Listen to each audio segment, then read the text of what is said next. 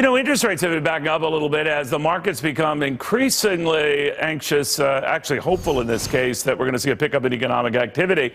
Now, that makes everyone happy except those trying to get a mortgage or refinance the one they already have, because those rates have been backing up. 10X CMO Rick Sharga thinks that states are going to go right back into this. Rates could go back down a little bit. But, Rick, help me with this.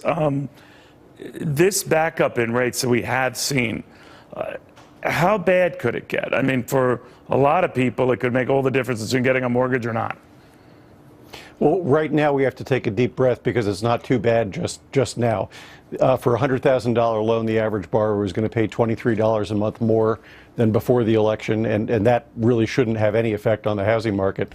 The real question is how high inflation is expected to go, and how much growth we'll see in the economy, because that's what's actually driving the bond yields, which in turn drives the interest rates. But keep in mind, Neil, that a 45-year average, we're looking at interest rates of 8.25%, and right now we're still below 4%. I know. Yeah, I'm glad you mentioned that, Rick, for perspective. I mean, I talk to a lot of young people here who will say, Neil, I might have missed the boat. I'm looking at a mortgage now, 3 3/4, 4%. I mean, when I first got a mortgage with my wife, I mean, that was what I think we were paying per day.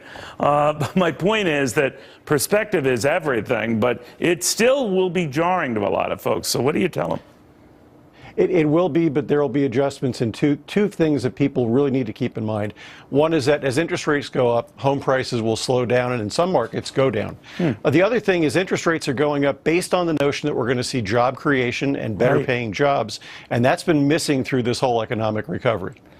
What do you think? I mean, a lot of people fear we're going to get back to real bad inflation. I don't see that yet, but what about you?